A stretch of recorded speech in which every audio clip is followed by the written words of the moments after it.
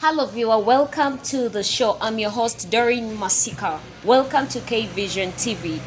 Today we bring for you our K TV Media Roundtable where the top journalists in Kasese sit and discuss the top stories that have been making headlines.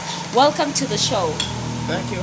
So everyone is going to introduce themselves and we shall kick off with our stories. I begin with the lady on my right. I think there's need for this table to be renamed. Oh, sure. You can't really call me one of the top journalists. Why? You not to be Okay, one of the law journalists. It's No, fine. one of the journalists. Oh, so I introduced to you one of our journalists. Right. Welcome My name to the is show. Jolly Mbambo. I'm happy to be here, Doreen. Thank you for hosting. You're welcome. It's funny how people always want to remain in the backyard. How people always want to remain very low. Really? Nonetheless, it's fine. You are not a top journalist. We shall keep you where you belong. I am not a top Oh, I journalist, want to be. but My I'm a name is journalist. Jerome. We're cool if it's one day.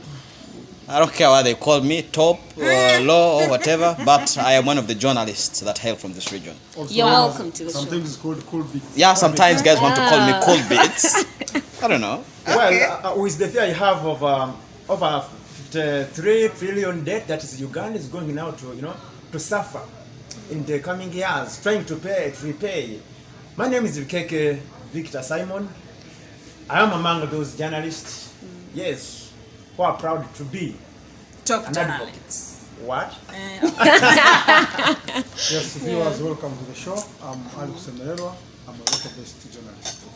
Yeah, you're all welcome to the show. So we are going to kick off with our very first story where there was an emergency cabinet meeting that sat on the eve of the budget reading that was last week where they weighed options before reopening the schools. And they discussed a report from the Education Committee on virtual learning. So in this meeting, they resolved that all schools shall remain shut, but virtual learning shall go ahead as the government monitors the COVID-19 curve. So still in this meeting, the Foreign Affairs Minister, actually Sam Kutesa, asked the president to really announce, to come to the table and be like, you know what, Ugandans, there is a dead year for all the educational institutions.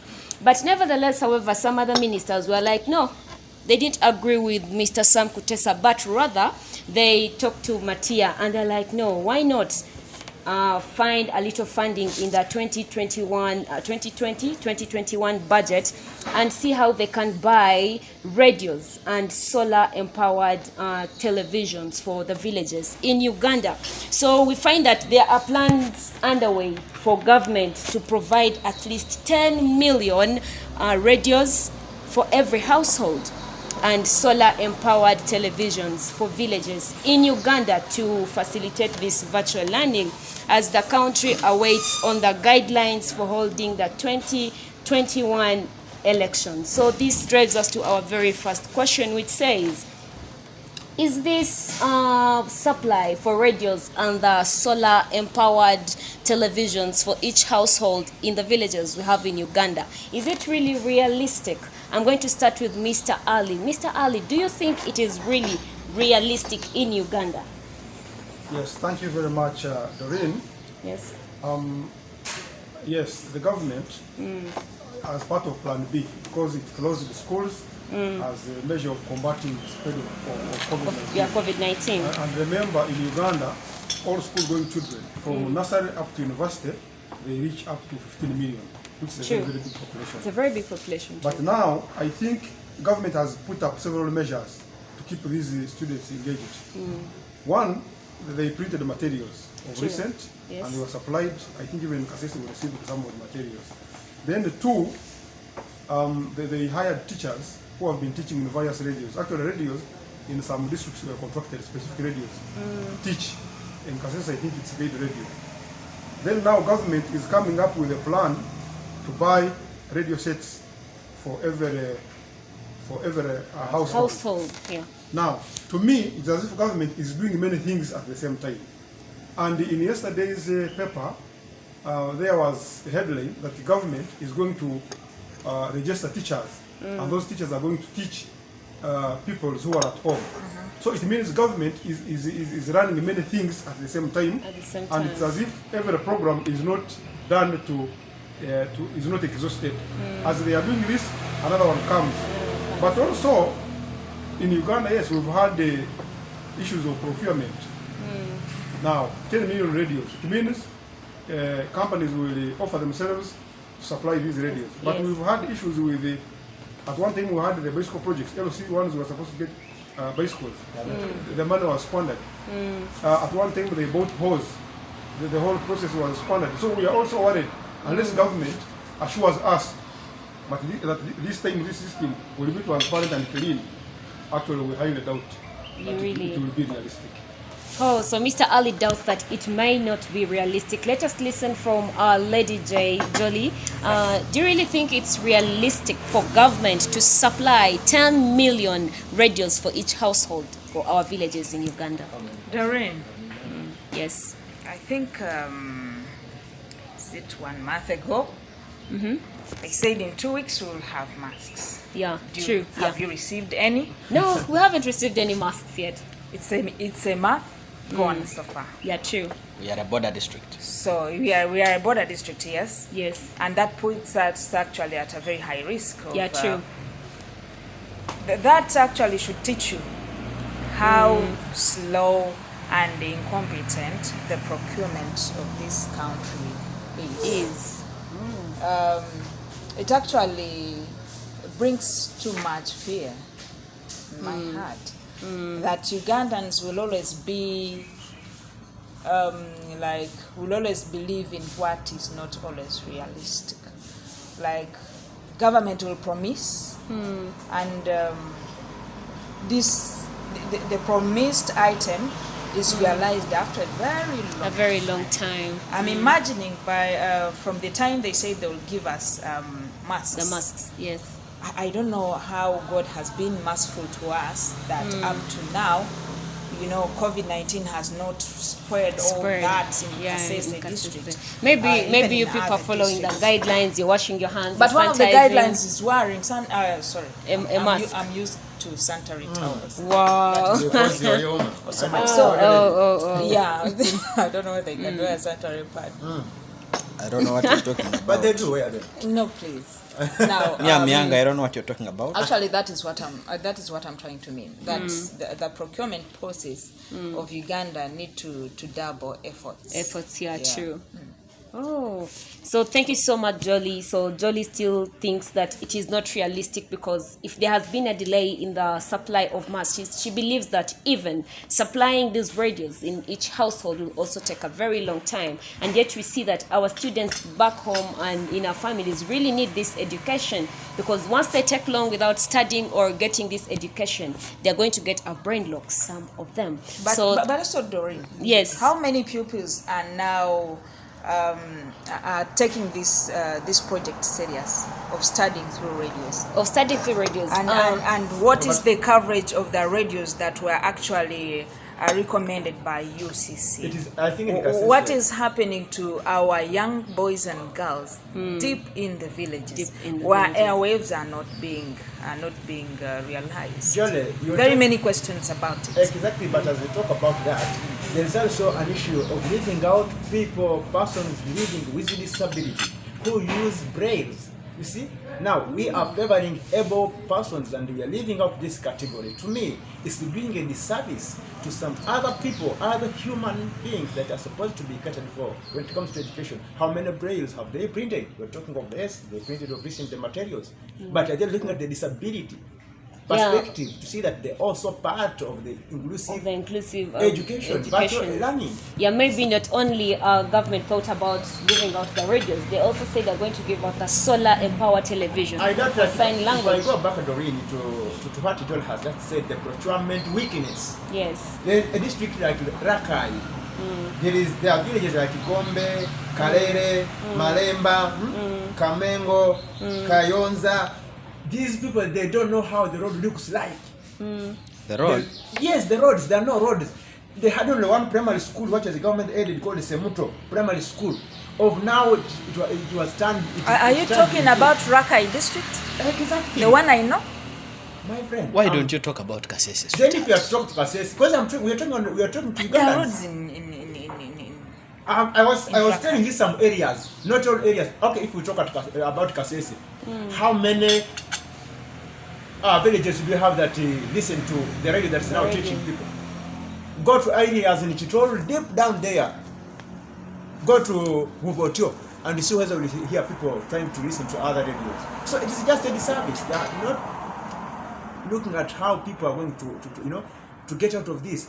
If I'm to really look into the lens of what they are planning, it's another way of taking money. So very many questions still coming up, and we shall still be discussing this. This conversation will be continuing on our social media platforms. Facebook, find us at K-Vision TV. You can even follow us. Come in our commentary session. You can give us your idea and still follow the conversation. Mr. Jerome, do you really think that supplying the radios to each household in our villages in Uganda and giving us the solar-empowered television sets, will it really be realistic in Uganda? I, for one, am happy that finally the old men and women that sit in that cabinet are starting to realize the need for more usage of technology within Uganda. But more importantly, the need to adopt technology and virtual learning within our education system. Yes. I think this has been long overdue as a country, and as other countries continue to make it seemingly easier for their learners to get to study, we are still holed up in a process where we need to sit for 8 hours in the classroom from 8 to 5. Yet someone can actually be in position to seated somewhere on their laptop, seated somewhere on their computer, and they get to follow the discussion between the teacher or the lecturer and the learner. I think that is a very good sense that we can now start having that conversation. But I think it's now important for us to have the conversation broadly, away from these small items they're talking about. If you're talking about virtual learning, then you're just not talking about cassette. We are talking about the use of technology entirely. And I even don't think that the supply of radios or computers will be the thing to do. I think we simply have to do a research, because like you asked, I really don't believe in the supply of these items, because ultimately at the end of the day I don't think we are going to see them happen.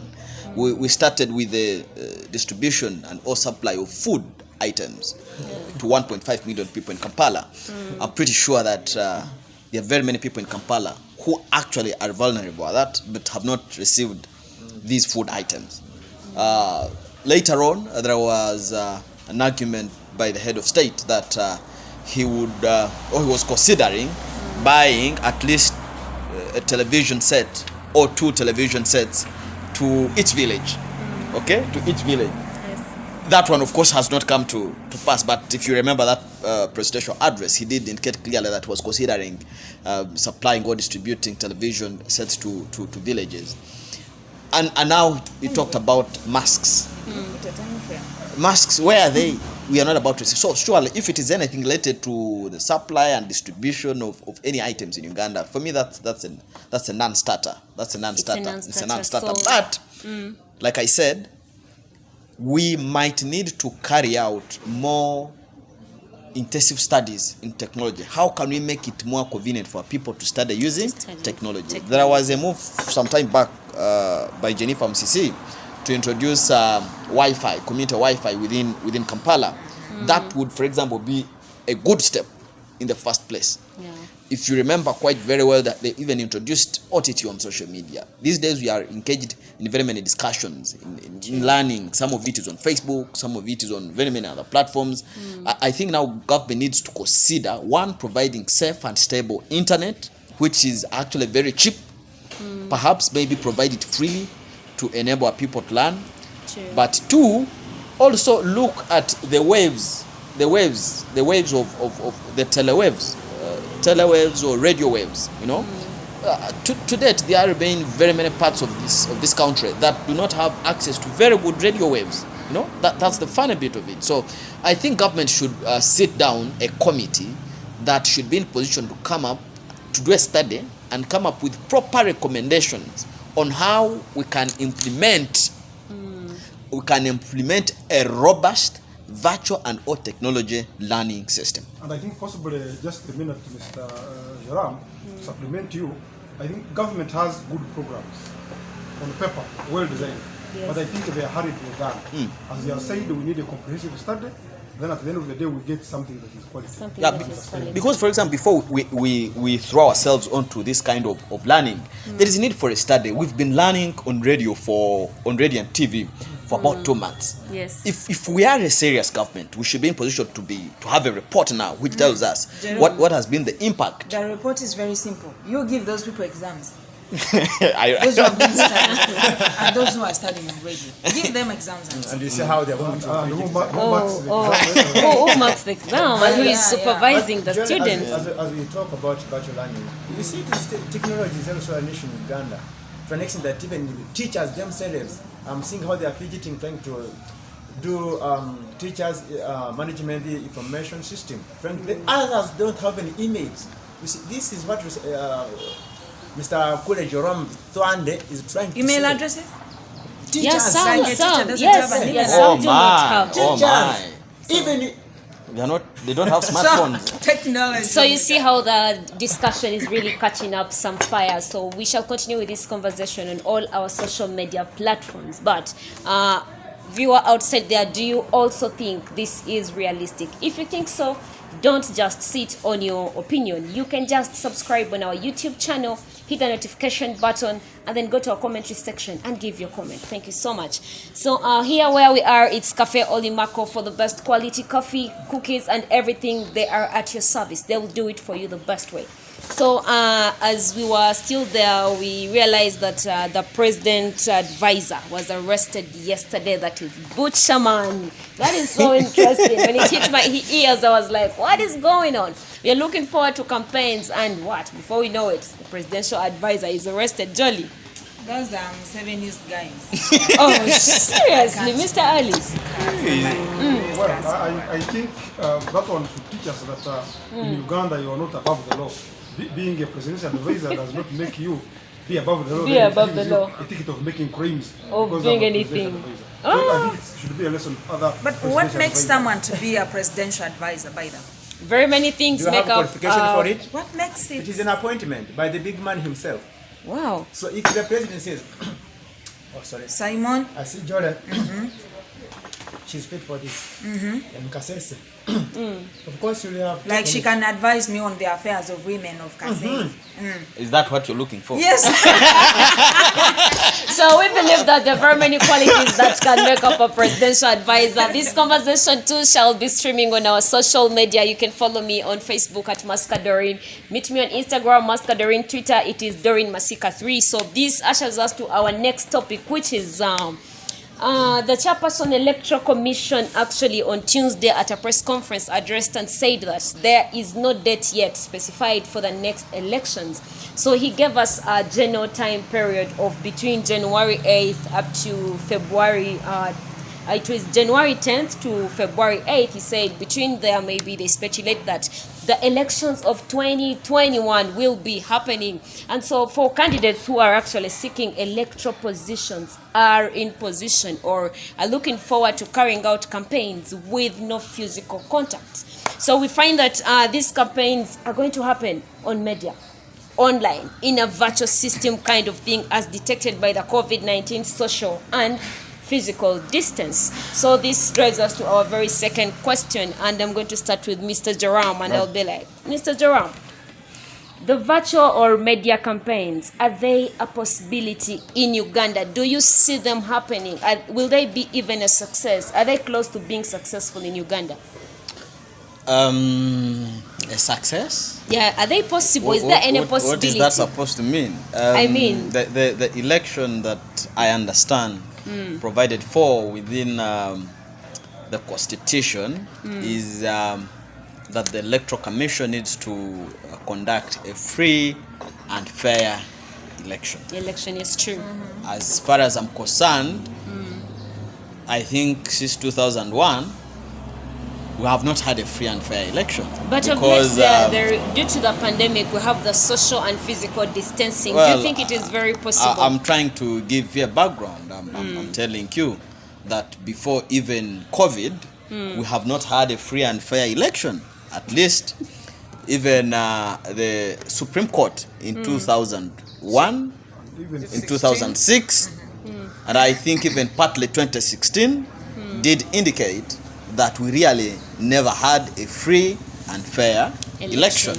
So before we even talk about a free and fair election in COVID-19 or a successful, because my interpretation of a successful election is that election that is free and fair. Now, well, I might need to chip in regard to your question on the use of science. I don't know where even the word scientific was adopted, because I don't know what makes a smaller number of people scientific. Maybe the scientific formulas are always brief and so short. Scientific, well, maybe.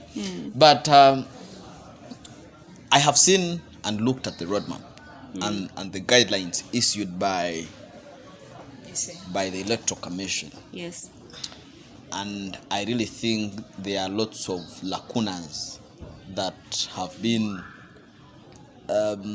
presented with the new guidelines. Ladies and gentlemen, it's important to appreciate the fact that yes, as the world continues to change, we are going to have so many other changes. And like I said in our previous discussion, that technology is going to be used more and more often. I don't see a situation where we are not having an election. The election will be there. Whether it will be free and fair, that is another matter. But the election will be there. What should be the take home for any presidential, or political aspirant? That one, it's going to be difficult to reach out to a mass of people. Yeah, true.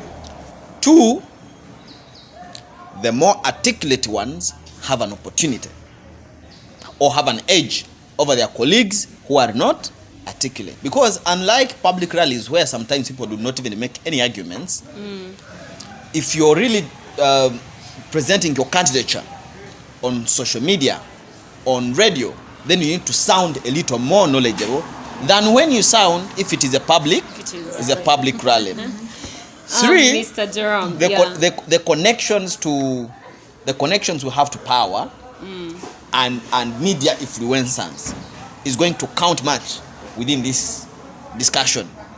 But above all, the clandestine movements now. I think those who have studied now intelligence, it will be an opportunity for them to make inroads within their electoral communities. And finally, if you don't have the money, you are better off staying at home. But has always been like that. Jolly, can you please tell us, do you really see media campaigns a possibility in Uganda? They are possible. Very possible. Because media is broad. It's not something very small to think about at a smaller perspective. So when you talk about media, we also mean the dissemination of information. It can be traditional, in addition to the methods that we know that has been recommended by the Electoral Commission. Now I'm looking at those people who have been zeroing up around Facebook, Twitter, Instagram, and the Bakaikuru, Abamkakawe Treka. They are like, hey, we don't have radios. We are not on WhatsApp. I want to implore the aspirants to use the traditional ways of communication. And if they don't know that, then they need to hire some of us to do it for them. Because that is what they studied. And secondly, it also calls for our professionalism. It calls for giving time to our work. It actually calls for competence in media. It also calls for being fair and balanced. Yeah, and making sure that if we are a crucial arm in the elections, Yes. 2021, then we need to be as more professional as we can. Yeah, Jole is saying that we should be more professional as we can. All those people who handle the social media platforms and everyone and whoever is planning to use it, make sure you use it in the very right way and you know how you are supposed to use it. So, to you, Simon, do you think this is possible in Uganda using media and virtual systems to campaign the next election? I'm seeing some things here. That's time for the media to work money, for commercial media especially, because I know how they are going to be expensive. It's time also to know, to milk these people. UCC is going to squeeze you. You're talking of money. I'm saying you are going to milk them, because you have been charging per minute. Are they cows? I like that. But Milking is because now we're going to have envelopes, and I know journalists, but it goes to what John has just said.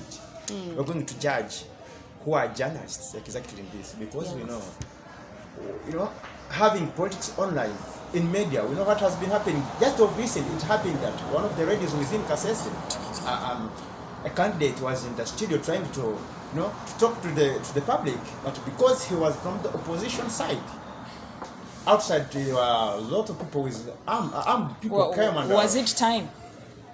My friend, if we are saying the media is to communicate to the masses, why should we deny someone who just talk to the people? And it is the right fund under Chapter 4 of the Constitution, by the way, of Uganda. It talks about the fundamental human rights. That you have a right to, right to association, right, to pass information, to do whatever you want, to express yourself. So it was his right of expressing himself. Well, denied. But out of that, I think if they had a meeting of recent, which I have not yet gotten what came out of the meeting, but if Ugandans were looking at this, to my proposal, they would postpone the elections for this one. Two, campaigning that, yes, I have a smartphone. How are observing the social distancing? At home, I will say, Mom, see, they are communicating, and I do like this. Do you think you can maintain a distance between me, Mom, and my daughters when at home?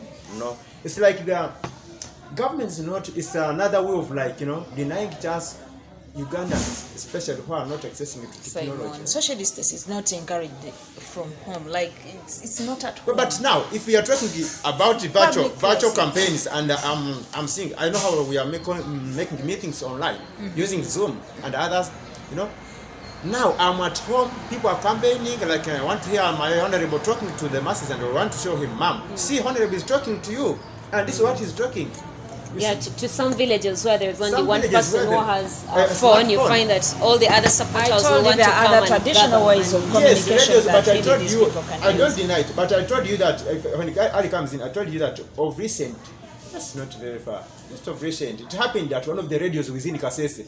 We will not take that example seriously. Exactly. This is what is likely to happen. So it is getting tough and tougher in the building, but let us keep commenting and giving in our views on social media handles. So, Mr. Ali, as we sum up our topics for today, what is your opinion on this? Speak it from where the cake has stopped. Yes. First of all, it's good news for us as journalists. As media personalities. Yes. Actually, I was talking to one of my friends yesterday in one of the local radio stations. He said, we are going to buy vehicles and clothes. Surely. But also... it's good news for media owners. It's not necessarily good news for real journalists. Please, that was his point. Now, there are issues, many issues. When...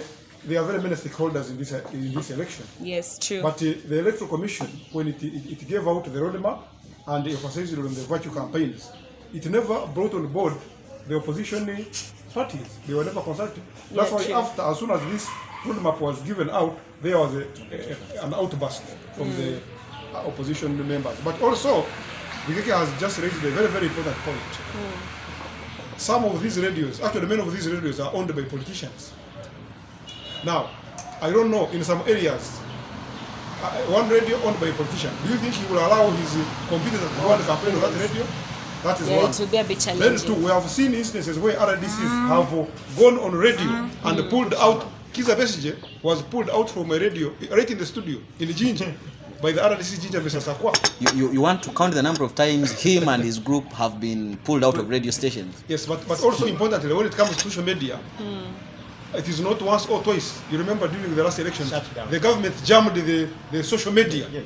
You couldn't go on Facebook, you couldn't go on WhatsApp. Unless you had VPN. Unless the government assures us that there is a leveled playing ground. Playground, So UCC has a lot to do to make sure that every person is covered. I think that UCC should actually regulate following the COVID-19 issue, and also I trust that within UCC there are officials who actually know what communication is and how the issues of media are supposed to be handled.